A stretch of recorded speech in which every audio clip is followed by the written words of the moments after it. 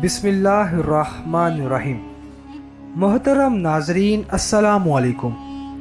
آپ کو ویڈیو کے ٹائٹل سے پتہ چل گیا ہوگا کہ آج ہم کس موضوع پر بات کرنے والے ہیں۔ آج ہم حضرت محمد صلی اللہ علیہ وآلہ وسلم کے بچپن پر بات کریں گے کہ نبی کریم صلی اللہ علیہ وآلہ وسلم کا بچپن کس طرح گزرا۔ دوستو، بیان کیا جاتا ہے کہ جب حلیمہ دائی رضی اللہ تعالیٰ عنہ نے حضرت محمد صلی اللہ علیہ وآلہ وسلم کو عبد المطلب کے حوالے کیا اور حضرت آمنہ رضی اللہ تعالیٰ عنہ حضرت محمد صلی اللہ علیہ وآلہ وسلم کو لے کر اپنے بھائی کے گھر جا کر 2 برس رہیں، پھر مکے میں آتے وقت اثنا راہ میں فضائے الہی سے فوت ہوئیں، اور اس وقت محمد صلی اللہ علیہ وآلہ وسلم کی عمر شریفہ صرف 7 برس کی تھی کہ جب ان کی والدہ کا انتقال ہو گیا، اور اس کے بعد حضرت نے اپنے دادا عبد المطلب کے پاس پرورش پائی، اور سن شریف محمد صلی اللہ علیہ وآلہ وسلم کا 8 برس 2 مہینے کا ہوا تو اس وقت عبد المطلب بھی بیمار ہو گئے اور ان کی زندگی کی امید بھی منقطع ہو گئی۔ تب اپنے بیٹے ابو طالب کو بلا کر یہ وصیت کی کہ پرورش محمد صلی اللہ علیہ وآلہ وسلم کی تمہارے ذمہ ہے، میں اس بات کی تم کو تاکید وصیت کرتا ہوں، تم اس کو اچھی طرح سے یاد رکھو۔ یہ سن کر ابو طالب نے کہا، اے بابا جان، وہ میرا بھتیجا ہے، میں اس کو اپنے فرزند کے برابر جانتا ہوں۔ اس کے بعد عبد المطلب نے انتقال کیا، اور پھر ان کے بعد ابو طالب نے حضور صلی اللہ علیہ وآلہ وسلم کی پرورش کی۔ ان ایام میں اکثر نوکر خدیجۃ الکبریٰ رضی اللہ تعالیٰ عنہما کے تھے، اور تمام قریشی شام کی طرف بغرض تجارت جایا کرتے تھے، اور اس وقت ابو طالب نے بھی ان کے ساتھ شام جانے کا عزم کیا، اور محمد صلی اللہ علیہ وآلہ وسلم شتر کی مہار پکڑتے تھے اور اس کو لے کر چلتے تھے۔ کیونکہ اس وقت آپ کی عمر شریف کم تھی، ابو طالب چاہتے تھے کہ حضرت محمد صلی اللہ علیہ وآلہ وسلم کو گھر میں بھیجیں، لیکن محمد صلی اللہ علیہ وآلہ وسلم نے فرمایا، اے چچا جان، مجھ کو آپ اکیلے گھر نہ بھیجیں، آخر میں کس کے پاس رہوں گا، بس آپ اپنے پاس ہی رکھیے۔ یہ سن کر ابو طالب کے دل میں رحم آیا اور پھر آنسو بہا کر کہا، اے جان، کچھ ڈرو مت، کوئی اندیشہ نہ کرو، تم سلامت رہو، تم کو مکان پر نہ بھیجوں گا۔ پھر ابو طالب نے محمد صلی اللہ علیہ وآلہ وسلم کا ہاتھ پکڑ کر اپنے ساتھ اونٹ پر بٹھا لیا، اور دونوں چچا بھتیجے کارواں کے ساتھ چل دیے۔ جب سب کارواں وادی شام میں پہنچے، وہاں ایک راہب کی عبادت گاہ تھی، اور اس بستی میں درخت سایہ دار تھا۔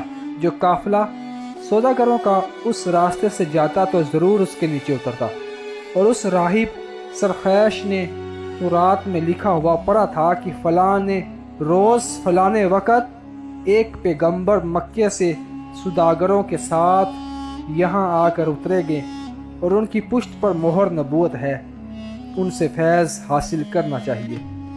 اس امید پر محمد صلی اللہ علیہ وآلہ وسلم کے آنے کا وہ منتظر تھا، اور اسی وجہ سے جو قافلہ بھی مکے سے آتا وہ سب کی خاطر مدارت کرتا تھا اور سب کو بغور دیکھتا تھا۔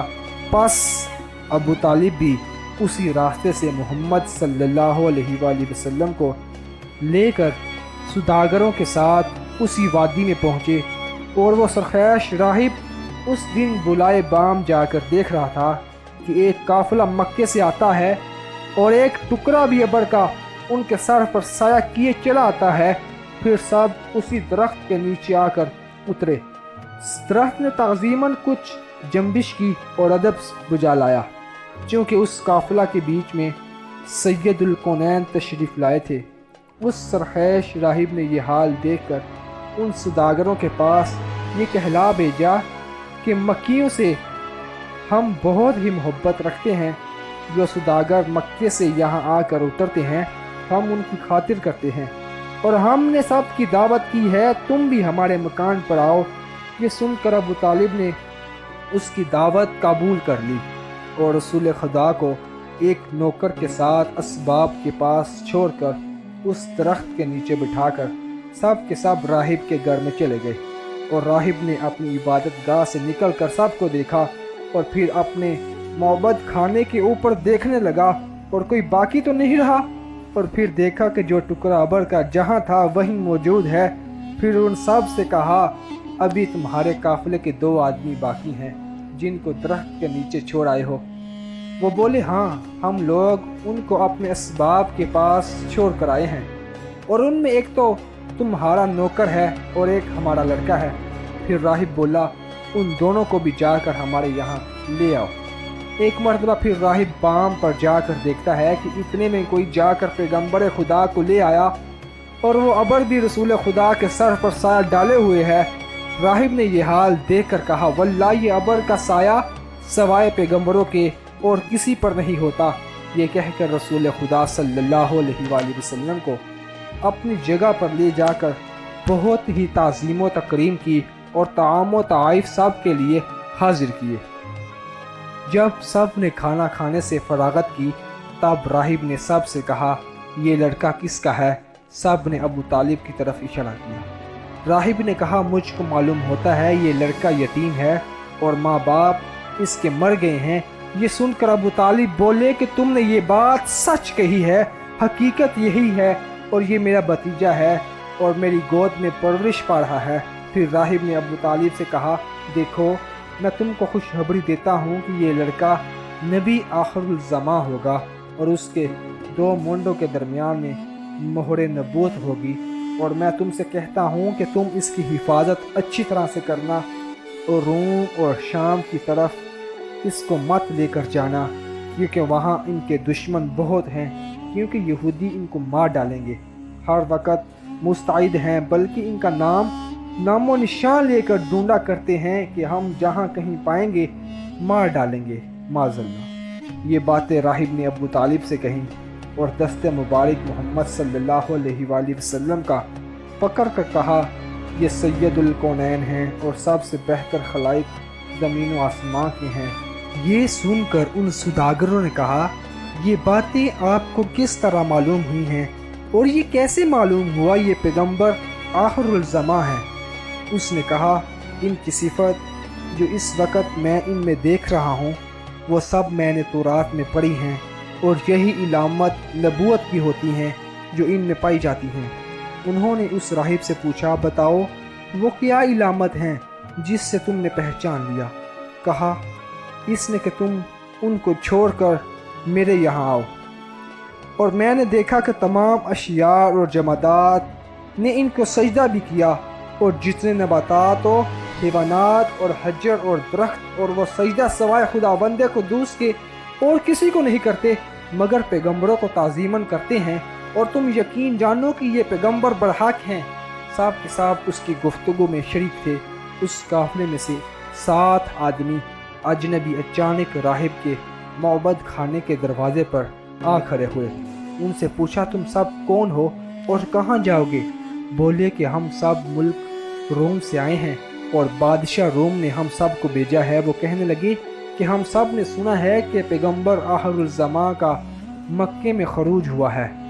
ہم سب ان کو پکڑ کر بادشاہ کے پاس لے جائیں گے اور پھر ان کو مار ڈالیں گے، معاذ اللہ۔ ہم لوگ ان کو دریافت کرنے کو آئے ہیں۔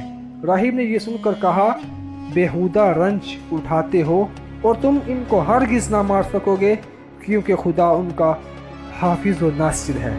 بس راہب نے یہ بات کہہ کر ان کو مکے کی طرف بھیجا اور کہا، تم بہت آرام سے چلے جاؤ، اور تم کیوں نہ حق آئے ہو؟ اور پھر ابو طالب سے کہا، تم اس لڑکے کو شام اور روم کی طرف لے کر مت جانا، بلکہ اپنے گھر ہی چلے جاؤ، یہ بہتر ہے، کیونکہ وہاں کے یہودی تم کو اذیت پہنچائیں گے۔ یہ سن کر ابو طالب پھر رسول خدا صلی اللہ علیہ وآلہ وسلم کو مکے میں اپنے گھر واپس لے آئے۔ اس واقعہ کو میں اس پر اتفاق کرتا ہوں۔ مزید اسلامک ویڈیوز دیکھنے کے لیے ہمارے چینل AHTV کو سبسکرائب کریں تاکہ ہر نئی آنے والی ویڈیو سے آپ باخبر رہ سکیں۔ اب تک کے لیے اتنا ہی، اب اجازت دیجیے۔ السلام علیکم۔